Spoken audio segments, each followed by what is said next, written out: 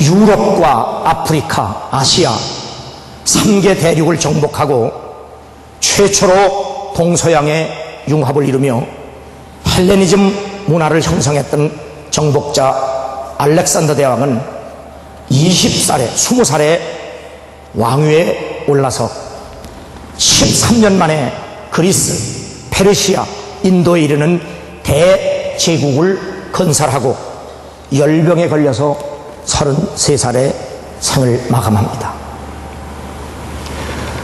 바로 이렇게 세상을 정복한 알렉산더 대왕도 열병을 이기지 못하고 죽어갈 때 그에게 아침마다 문안 인사를 드리는 늙은 하인이 있었습니다. 그날 아침 해가 밝아올 때 왕이 잠자는 거실 앞에 와서 대왕도 죽습니다. 그 한마디를 하고 갑니다. 왕도 죽습니다. 하인이 한 것이 아니라 왕이 그렇게 시킨 겁니다. 왕도 죽습니다. 자, 세상을 구라파, 아프리카, 아시아를 다 제패한 이 엄청난 왕이 늙은 하인으로부터 왕도 죽습니다 하는 소리를 들을 때에 그의 기분이 어땠을까? 우리 여사가 인사하신다. 너도 죽는다. 너도 죽어. 전혀 괜찮아요?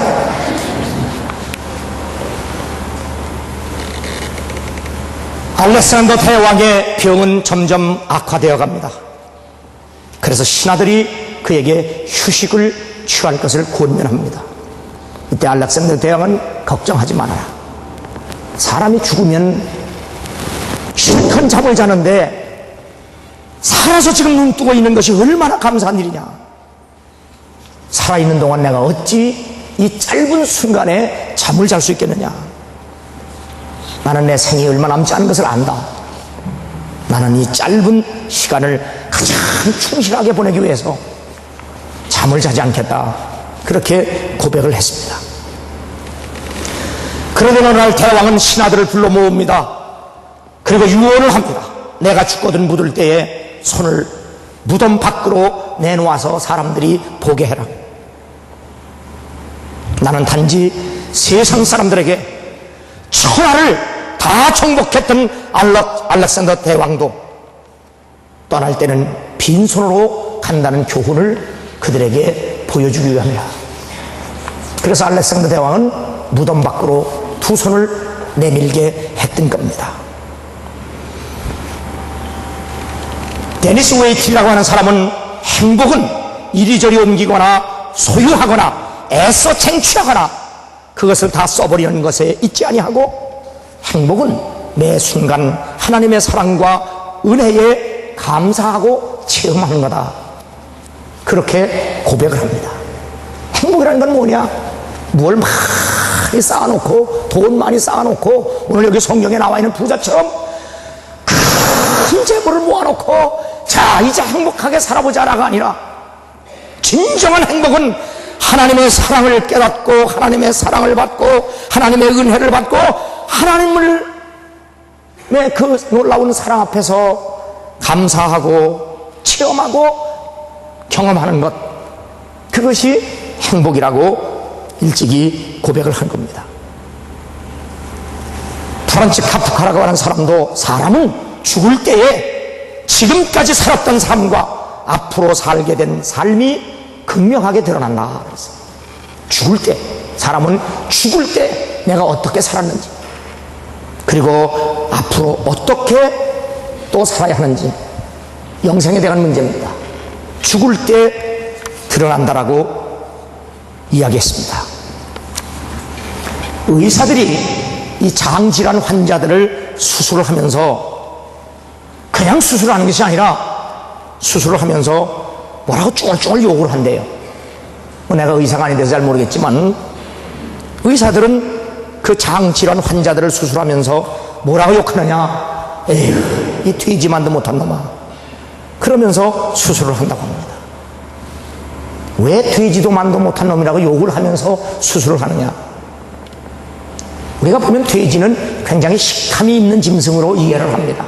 많이 먹는. 그런데 돼지는 절대로 자기 위에 80% 차면 절대로 안 먹는다. 그러니까 돼지는 늘 부족하게 먹는 거예요. 그런데 사람은 120%에서 150%를 먹는다. 나는 우리 재은이가 몇 퍼센트 먹는지 잘 모르겠는데, 사람은 다 보통 120%, 150%를 먹는 거예요. 그러니까 배가 푸도록 먹는 거는 이미 오버된 거예요. 배가 푸다 느끼는 것은 이미 오버된 거예요. 위가 팽팽하게 느껴지니까 아, 배부르다. 그래서 지가 지 배꼽이 까지는 걸 보면서도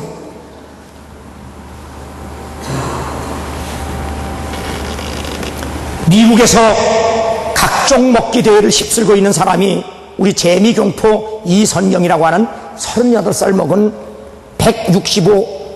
165cm의 키에다가 45kg밖에 안 나가는 아주 마른, 작고 마른 이 선경이라고 하는 여인이 미국의 먹기 대회에서 다 휩습니다.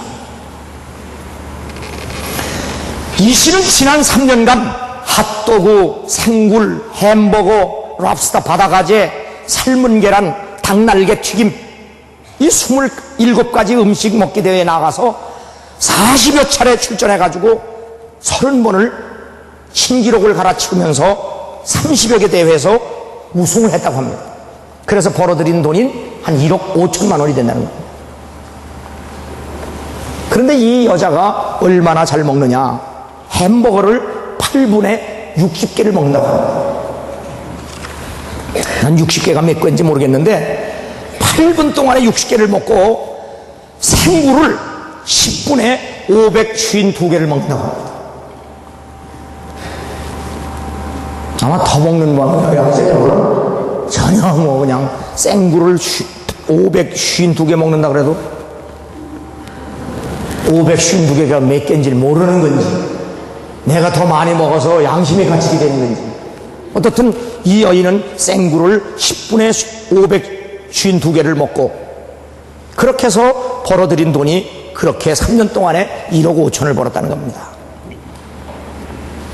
이렇게 자그마한 여자가 미국에서 이렇게 음식대에서 휩쓰는 원인이 어디에 있느냐. 이 위장을 늘리기 위해서 늘 물을 먹는다는 겁니다. 그래서 위를 팽창시키는 거예요. 자꾸 늘리는 거예요. 들 수 있으면 더 많이 먹어서, 들 수 있으면 더 신기록을 내기 위해서 늘 그 여인이 하는 일은 물을 먹어서 위를 넓히는 일입니다. 그가 한 고백을 보면 재미있습니다. 몸이 받쳐줄 때까지 먹기 대회에 계속 출전해서 한국인의 저력을 만방에 떨칩니다. 이것이 바로 이 여인이 살아가는 존재 이유입니다. 인간이라고 하는 건 뭐냐? 인간됨이라고 하는 건 뭐냐? 동물적 욕구를 인간적으로 다스리고 절제하는 것. 이것이 바로 인간됨입니다. 오늘 성경 본문에 보면 저에게 이르시되 모든 탐심을 물리쳐라. 사람의 생명이 그 소유에 넉넉한 데 있지 아니하리라. 이 사람의 탐심은 끝이 없습니다. 이 탐심은 재물과 권력과 명예에서 바로 극명하게 드러납니다. 신명기 16장 16절에 보면 하나님은 이스라엘 백성들에게 이런 말씀을 주셨습니다. 너희 모든 남자는 1년 3차 곧 무교절과 칠칠절과 초막절에 내 하나님 여호와의 택하신 곳에서 여호와께 보이되 공수로 여호와께 보이지 말고 각 사람이 내 하나님 여호와의 주신 복을 따라 그 힘대로 물건을 드릴지니라 그랬습니다. 이스라엘은 3대 명절이 있습니다. 그 3대 명절이 뭐냐? 이스라엘 백성은 원래 집도 없고 뭐 땅도 없는 소위 히브리 민족입니다. 히브리라는 말은 지난번에 설교했듯이 집도 절도 없는 떠돌이라 그런 말이에요. 이불이라고 하는 말에서 파생된 말인데 아무것도 없는 떠돌이에요. 우리나라 말로 하면 각설이와 같은 존재입니다. 늘 떠돌아요. 바로 이 유목민 히브리인들이 애굽에 400년 동안 종살이를 합니다. 여러분, 종살이가 얼마나 힘든지 아세요? 400년 동안을 종살이 하다가 하나님께서 이스라엘 백성을 애굽의 압제에서 그들을 해방시킵니다. 구원받은 겁니다. 애굽의 그 종살이에서 해방된 그 놀라운 사랑, 그 은혜를 감사하는 절기, 그것이 바로 유월절입니다. 하나님이 우리를 구원하셨다. 하나님이 애굽의 손에서 우리를 살게 하셨다. 그 감격, 그 기쁨, 그 사랑을 감사해서 하나님 앞에 감사 예배 드리는 절기, 그것이 바로 유월절입니다. 여러분도 그렇잖아요. 여러분이 지금 아직도 집이 없으면 늘 마음의 소원이 뭐야? 내 집 지니고 사는 거 아니에요? 떠돌이 백성들에게 소망은 뭐예요? 안주할 수 있는 땅과 집이에요. 근데 하나님께서 400년 전에 아브라함에게 약속하셨어요. 내가 내게 가나안 땅을 주겠다. 그래서 하나님은 이스라엘 백성에게 약속의 땅 가나안을 허락하셨어요. 땅도 주셨어요. 집도 주셨어요. 그때 하나님은 그 이스라엘 백성들에게 하나님이 준 땅에서 첫해 농사를 지으면 농사를 지어서 첫 제물을 하나님 앞에 갖다 드려라. 이것이 바로 오늘 얘기하는 맥주절 77절입니다. 여러분 한번 생각해 보세요. 집도 없이 살던 사람들이, 땅도 없이 살던 사람들이 자기가 살 집, 자기 이름으로 있는 집, 자기 이름으로 되어져 있는 땅에서 농사를 져서 거기서 곡식을 받았을 때의 그 기쁨이 얼마나 크겠어요. 그런데 사람은 언제나 타락의 속성을 가지고 있어서 땅도 주신 분도 하나님이시고 집 주신 분도 하나님인데 하나님보다 집과 땅을 더 사랑할 수 있는 그런 타락된 힘성을 가지고 있습니다. 하나님께서는 아브라함에게 100살의 아들을 주시고 그 100살에 얻은 자식 이삭을 모리아 제단에 바쳐라, 그렇게 말씀하셨어요. 왜 그랬겠을까? 아브라함이 100살의 아들을 얻고 보니까 얼마나 감사한지 몰라, 얼마나 기쁜지 몰라. 감사하고 기쁜 것까지는 좋은데 자신도 모르는 사이에 하나님보다 100살에 얻은 자식을 더 사랑하는 거예요. 이게 우상이 된 거예요. 그래서 하나님은 그 우상을 제거하기 위하여 아브라함의 믿음을 바꿔주기 위해서, 아브라함의 인격을 바꿔주기 위해서 이삭을 사랑하지 말고 하나님을 사랑하라고 하는 마음을 주시기 위해서 이삭을 하나님께 바치라는 겁니다. 왜? 내가 귀하게 여기는 것이 쓰여지는 곳에 내 마음도 있다. 하나님이 이삭 그거 받으시려고 하는 게 아니라 아브라함의 마음을 변화시키시기 위해서. 이스라엘 백성이 가나안 땅에 농사를 지어서 양식을 얻었을 때 왜 하나님께 먼저 드려야 하느냐? 그들이 하나님에 의해서 살아간다는 것을 깨닫게 하기 위해서. 그리고 또 하나는 1년 동안 열심히 농사 지어서 마지막 가을에 곡식을 다 거두면 마지막 곡식을 다 거어서 창고에 드릴 때 수장절, 우리로 말하면 추수감사절 예배를 또 한 번 드립니다. 왜? 하나님께서 지금까지 살게 하셔서 감사합니다. 지금까지 하나님께서 도와주셔서 감사합니다. 그렇게 내가 애굽에서 종살이로부터 구원받은 것에 대해서, 하나님이 주신 땅에서 내가 살게 하신 것에 대해서, 그리고 지금까지 살게 하신 것에 대해서 감사하는 예배, 이것이 바로 이스라엘 백성이 하나님께 드려야 할 3대 예배요 3대 축제입니다. 이거 오늘날 우리에게는 어떤 의미가 있느냐? 우리에게도 마찬가지입니다. 우리는 예수 그리스도로 말미암아 구원받은 하나님의 백성입니다. 인간이 받을 복 중에 가장 큰 복이 뭡니까? 하나님을 믿을 수 있다고 하는 복입니다. 오늘 얼마나 많은 그리스도인들이 하나님을 믿으면 내가 이런 복 받으리라, 내가 예수를 믿으면 이런 복 받으리라, 내가 하나님 잘 섬기면 이런 복 받으리라, 그렇게 생각합니다. 아닙니다. 하나님을 믿을 수 있다고 하는 그 자체가 복입니다. 내가 예수를 믿을 수 있다고 하는 것, 그것이 복 중에 복이라는 사실을 알아야 합니다. 주와 함께라면 가난해도 좋아. 참된 부요함이 내 맘에 가득하니까. 가난해도 병들어도 내가 좋아하고 감사한 건 뭐예요? 내가 예수를 믿을 수 있다고 하는 그 자체가 복이 되는 거예요.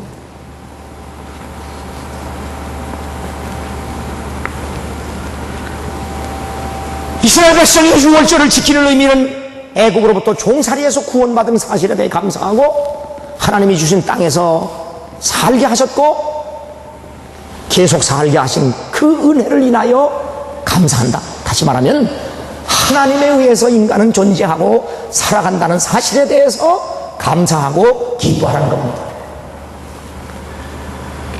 성경에 보면, 특별히 구약에 보면 제물로 하나님을 섬겨하지. 왜 그러냐? 제물, 이 제물을 대표하는, 상징하는 게 돈입니다. 이 돈은 우리가 이 땅에 살아가는데 굉장히 중요성을 갖습니다. 그건 예수님도 인정하셨습니다. 어떻게? 만몬이라 그래서 만몬이라는 것은 세상 신이라 그 말. 그만큼 돈의 위력과 영향력은 강합니다. 이 돈 앞에 사람의 인격은 가장 적나라하게 표현됩니다. 숨길 수가 없습니다. 그래서 그 사람의 됨됨이를 하려면 그 사람이 쓰는 돈을 보면 그 사람의 됨됨이를 알 수가 있는 겁니다. 이 돈의 위력은 인간의 삶의 가치를 바꾸고 삶의 목적도 바꾸고 삶의 우선순위도 바꿔냅니다. 그래서 돈의 노예가 되고 세상의 노예가 된 사람들은 하나님보다 돈을 더 사랑하고 하나님보다 돈을 더 좋아하고 그리고 돈에 이끌려 살아가게 됩니다. 그래서 주님은 재물과 하나님을 겸하여 섬길 수 없다고, 네가 구할 것은 먼저 그 나라와 그 의라는 사실을 우리에게 말씀한 겁니다. 행여나 우리가 주여 주여 하면서도 재물과 돈이 우리의 삶의 우선순위요, 먼저 돈이요, 먼저 돈의 의를 구한다면 그것은 그리스도의 사람이 될 수가 없는 겁니다. 다시 말하면 우리의 삶의 목적과 가치는 소유에 있지 아니하고 하나님에게 있다고 하는 사실을 하나님은 물질을 통해서 우리에게 보여줍니다. 오늘 성경 본문도 그 얘기입니다. 어느 한 청년이 예수님에게 왔습니다. 이 청년의 불만은 뭡니까?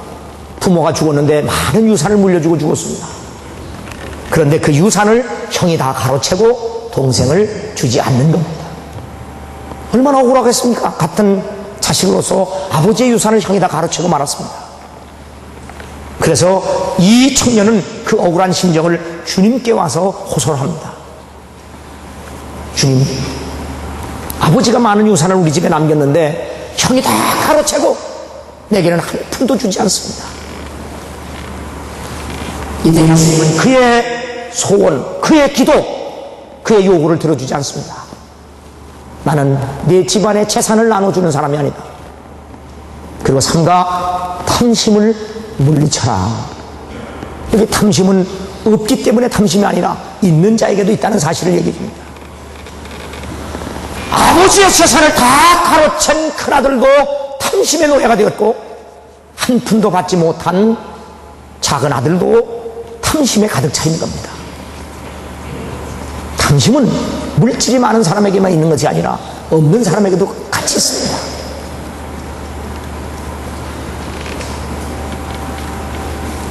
세계 제2위의 부자인 워렌 버핏이라고 하는 사람은 자신의 재산 85%에 해당하는 374억 달러, 우리나라 돈으로 36조 원을 5개 자선단체에 기부한다고 발표를 했습니다. 그런데 더 놀라운 것은 자기의 재산을 기부하면서 누구에게 맡겼느냐?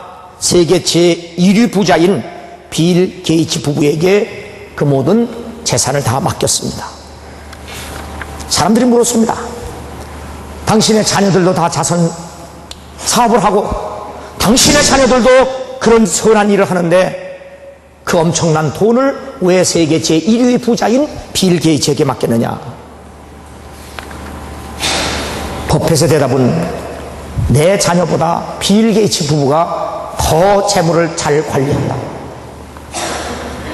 그래서 나는 그에게 맡겼을 뿐이다. 라고 대답을 합니다. 빌 게이츠도 세계 제1위의 부자지만 그는 얼마 전에 자기의 전 재산을 자식에게는 먹을 것만 남기고 그리고 모든 재산을 다 사회에 환원을 선언했고 이 빌 게이츠와 버펫의 재산이 함께 합해져서 세계 최대의 자선단체가 되었습니다.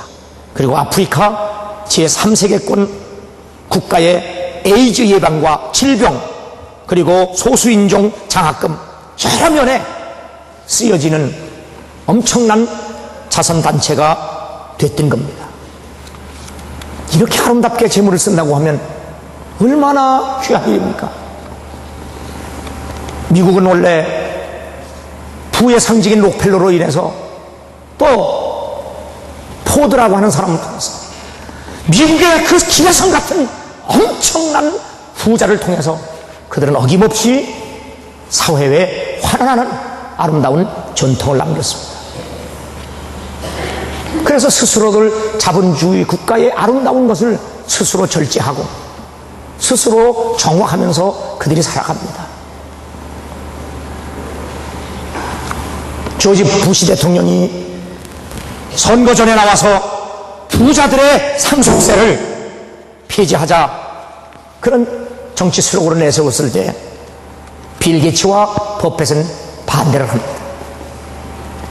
왜 부자가 상속세를 물지 않느냐? 부자는 사회의 빚진 자들이다. 반드시 상속세를 내야 된다. 부자가 상속세를 내지 않고 자식들에게 물려주겠다고 하는 발상은 올림픽 금메달리스트들의 자녀들로 하여금 새로운 올림픽 팀을 조직해서 올림픽에 내보내는 것 똑같다. 아버지가 금메달 탔다고 자식이 금메달 타면 모든 사람에게는 똑같은 기회를 줘야 한다. 절대로 상속세 폐지하는 일은 없을 거다. 그래서 그들이 솔선수범해서 상속세를 냈고 그리고 엄청난 재산을 다시 사회에다가 되돌려주는 그래서 미국의 부자들은 사실 사람들에게 존경을 받습니다. 이런 전통은 미국의 아름다운 전통입니다. 이 미국에 가보면 이런 일들이 참 많이 일어납니다.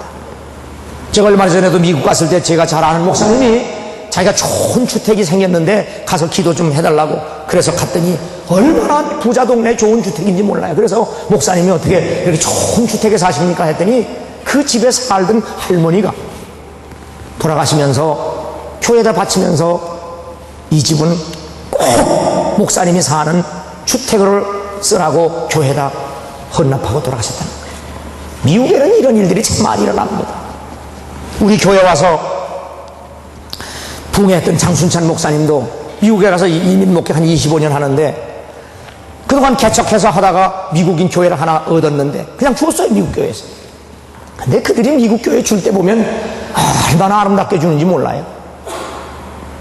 우리나라는 이렇게 혹시 시골 교회 같은데 부흥회 가보면 그 돌 예배당 지어놓고 그거 허물지 못해서 못 짓는 교회들 많았는지 몰라. 아주 못 짓게 해요. 못 짓게. 이거 우리 영감이 쌀 팔아서 진 예배당인데 내가 눈에 흙 들어가기 전에는 절대로 못하면. 근데 미국 사람들은 이렇게 살다가 좀 잘 살면 자꾸 외곽으로 나가죠. 다운타운에는 교회가 잘 안 돼. 그러다 보니까 교회가 자연히 빕니다. 할머니들 몇백. 그러다 보니까 한인 교회들이 얻어서 빌려 예배 드리다가 미국 교인들이 한인들에게 주는데 아무 조건 없이 돕니다. 그 교회에서 쓰던 기물, 심지어는 교회 재정 장부까지 돈 남은 액수까지 또 불려줘요. 장수성 목사님이 그런 교회를 얻어서 목회하다가 교회가 부흥되니까 변두리에다가 땅 10,000평을 사서 예배당을 짓기 위해서 10,000평을 샀는데 유태인들이 얼마나 반대. 그래서 지금 연방법정 코드까지 가서 재판을 하는데 아마 짓기 어려울 것 같아요. 얼마나 반대하는지. 그런데 그 교회를 팔고 다시 간 교회, 그 교회가 또 그 목사님의 그 교회를 줬어요. 아무 조건 없이 줬어요. 그런데 그 산 땅은 예비당 못 줘도 괜찮아요. 왜? 얼마나 비싸졌는지. 내가 보기엔 한 수백억 되는 거예요.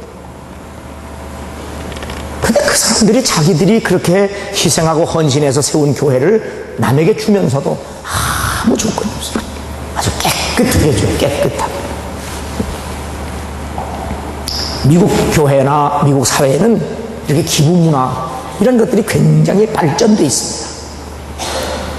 근데 우리나라는 기부 문화가 기껏 해봐야 뭐 음식 장사하던 할머니가 죽을 때 내놓는 거 뭐 이런 거밖에 없어. 그래서 나도 요즘 하나님 우리 교회도 음식 장사 좀 있게 해주시옵소서. 그 할머니들 죽을 때 좀 내놔야 빚도 갚고 교회도 부흥되는데.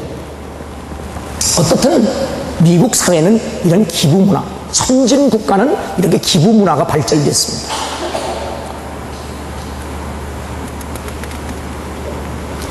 오늘 성경 말씀을 보면 한 부자의 탐심을 이야기하고 있습니다. 내가 이렇게 재물이 많다 보니까, 야, 내가 창고를 지리라. 야, 내 거다 이거. 야, 엄청나다. 이때 하나님은 그를 향하여 이렇게 말합니다. 어리석은 자요. 오늘 밤에 내 생명을 내가 걷어가면 그렇게 말합니다. 하나님이 생명을 걷어간다고 하는 말 속에는 내가 내게 생명을 주셨다고 하는 의미가 포함되어 있습니다.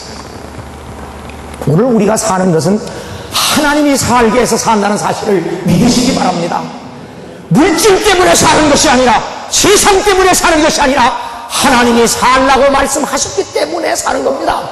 그래서 생명이라고 하는 한문 글자를 보세요. 생명이라고 하는 것은 살라고 명령하셨다 그 말이에요. 하나님이 살아라 해서 사는 거예요. 하나님이 오늘 밤이라도 그만 살고 와라 그러면 가야 돼. 생명이라고 하는 것이 뭐예요? 한문 보세요. 날생자에다 명령. 살아라 그 말이에요. 살아라. 사는 건 명령이 하나님이 살라고 해요. 그러나 오늘 밤이라도 하나님이 오라고 하시면 가야 돼. 그것이 인간의 한계성, 연약성, 존재 자체가 그래요. 그런데 사람들은 천년만년 살 것처럼 내가 벌어놓은 재물을 부여잡고 평안하다, 안전하다, 됐다, 괜찮다 그렇게 말하는 부자를 향하여 하나님은 어리석은 자요 라고 말합니다. 탐심은 부자에게만 있는가? 가난한 자에게도 있습니다. 오늘 그것을 바로 주님이 지적하는 겁니다. 너 아버지의 유산을 물려받지 못했다고 원망하느냐? 불평하느냐? 탐심을 물리쳐라. 사는 것은 재물에 있지 않다. 주님이 말씀하는 겁니다. 야고보서 2장 5절은 내 사랑하는 형제들아 들을 지어라. 하나님이 세상에 대하여는 가난한 자를 택하사 믿음에 부여하게 하시고 또 자기를 사랑하는 자들에게 약속하신 나라를 유업으로 받게 하셨느니라 라고 말씀합니다. 우리가 목회하다 보면 목회 현장에서 참 가난할 때 하나님 잘 믿던 사람들, 그래서 하나님께 매달려 기도하고 하나님 잘 섬기던 사람들이 조금 채물이 넉넉해지면 믿음 떨어지는 사람 얼마나 많이 있는지 모릅니다. 이미 이거는 하나님이 이스라엘 백성을 통해서 경험하셨어요. 그래서 신명기 8장에 보면 이스라엘 백성에게 하나님이 하신 말씀 중에 내가 좋은 집 짓고 먹고 등 뜨시고 배부를 때 나를 모른다고 할까봐 그게 두렵다. 사람은 재물을 쌓아놓으면 마음이 변해. 그런데 재물을 쌓아놓기만 해서 마음 변하는 것이 아니라 재물이 없어도 마음 변하는 사람들이 많아요.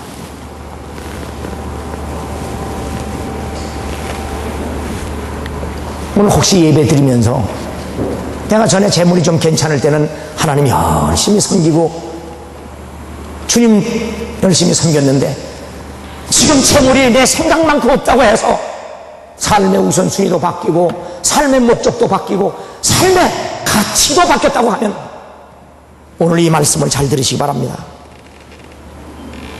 내 사랑하는 형제들아 들을지어다.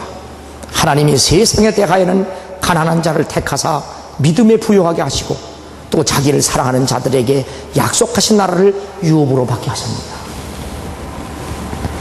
하나님이 여러분을 부르시고 택하신 이유 중에 하나가 여러분이 가난하기 때문이라는 사실입니다. 내가 예수를 남보다 더 잘 믿을 수 있는 것은 내가 다른 것을 의지할 수 없기 때문입니다.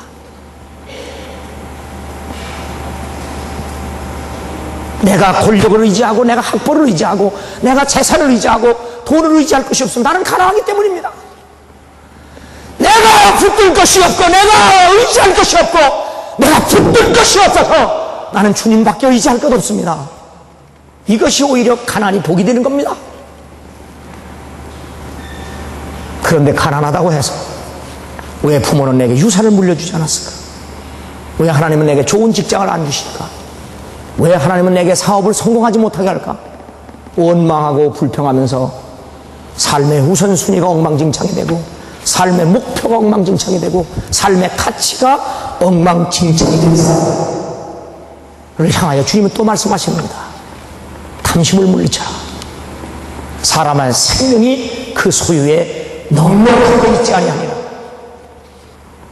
주 예수보다도 귀한 것은 없네.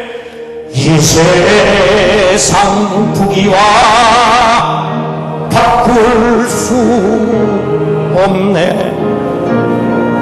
영축을 내 대신 돌아가신 그 놀라운 사랑 잊지 못해. 세상 즐거워 다 버리고 세상 사랑도 어렵네. 주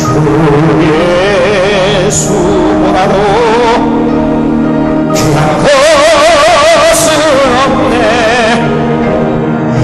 예수 밖에는 없네. 주 예수보다도 귀한 것은 없네.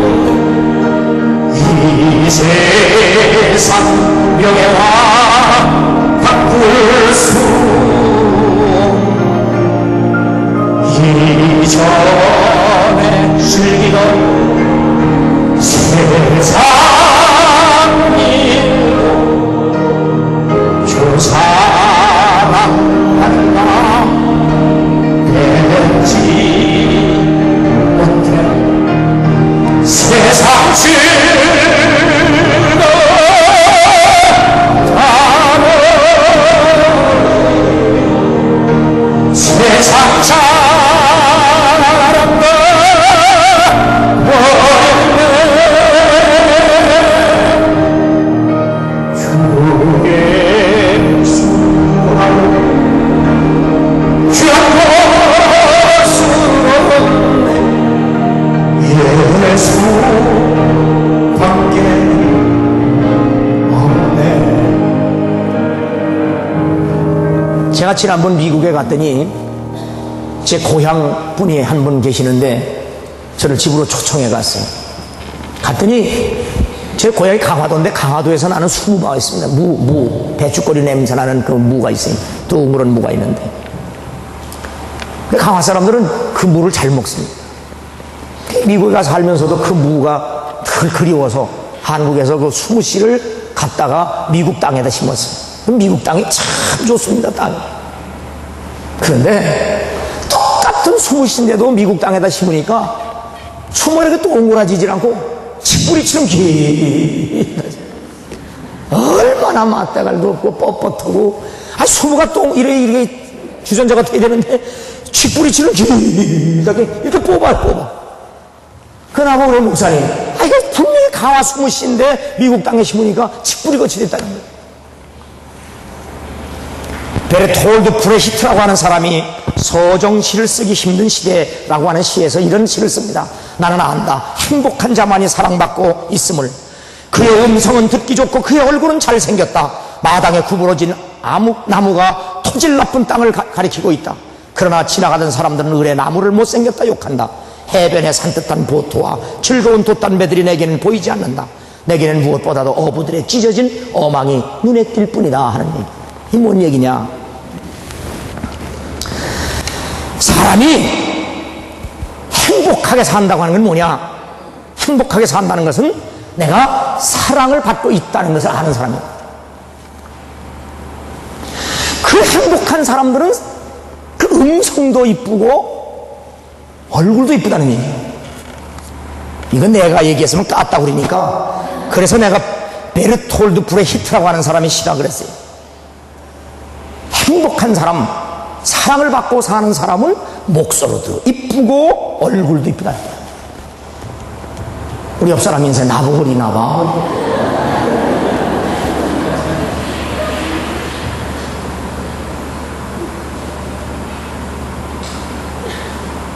목소리 이쁜 것도 얼굴 이쁜 것도 행복한 사람의 특징이라 그랬어요. 그런데 마당에 구부러진 나무가 토질 나쁜 땅을 가리키고 있다. 나무가 한 나무가 그냥 그 가지가 찌그러져가지고 땅을 향하여 이렇게 있다는 거예요. 왜 그러냐? 이놈의 땅 때문에 내가 이 꼴이 됐다는 얘기라는 거예요. 시인의 눈에 그렇게 보였다는 얘기예요. 땅 때문에 그렇게 됐다. 그런데 사람들은 땅 때문에 그 나무가 그렇게 생겼는데 나무 보고 나쁘다고 한다. 그 말이에요. 나무가 그렇게 생긴 거는 땅 때문이라. 이 얘기가 무슨 얘기인지 아세요? 예수님이 씨 뿌리는 비유에서 잘 말씀한 거예요. 씨는 똑같아도 그 사람의 됨됨이에 따라서 열매가 달라진다는 거예요. 오늘 본문에 비추어 보면 그 사람의 됨됨이에 따라서 돈 쓰는 게 다르다는 얘기예요. 그래서 사람 자체가 달라져야 된다. 사람 자체가 바뀌어야 된다는 거예요.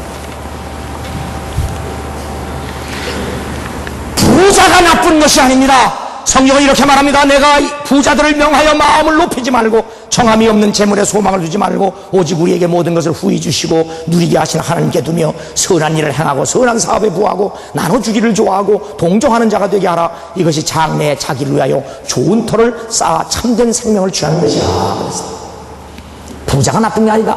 부자는 선을 행할 수 있는 기회다. 그 말이야. 하나님이 내게 재물과 돈을 주신 건 뭐냐? 내가 잘 살라고 주신 거거든요. 잘 산다는 것은 나를 위해서 사는 것이 아니라 베풀고 사는 거라고 말이에요.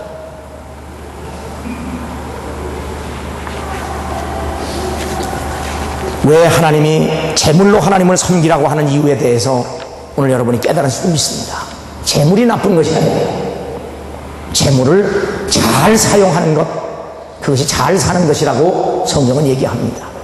재물이 많든 적든 그것이 문제가 아니라 내가 그 재물을 어떻게 사용하느냐, 그것이 바로 믿음의 사람입니다. 그래서 요한에서는 이렇게 가르칩니다. 부지런히 일해라. 그리고 열심히 일해서 돈 벌어라. 그래서 하나님의 영광을 위해서, 하나님의 나라를 위해서 잘 써라. 이것이 바로 우리 감리교인들의 경제관입니다. 오늘 이 본문 말씀을 통해서 어리석은 부자와 같이 탐심의 노예가 되지도 말고, 돈이 없다고 가난하다고 원망이 나가고 불평이나 하는 탐심에 무너진 노예가 되지도 말고, 내가 가난하든 부하든 하나님의 주신 재물을 가지고 하나님의 영광을 위해서 아름답게 쓰임받는, 아름답게 쓰는, 그래서 내가 이렇게 하리라 결심하고 돌아가는 귀한 성도들 되기를 주님으로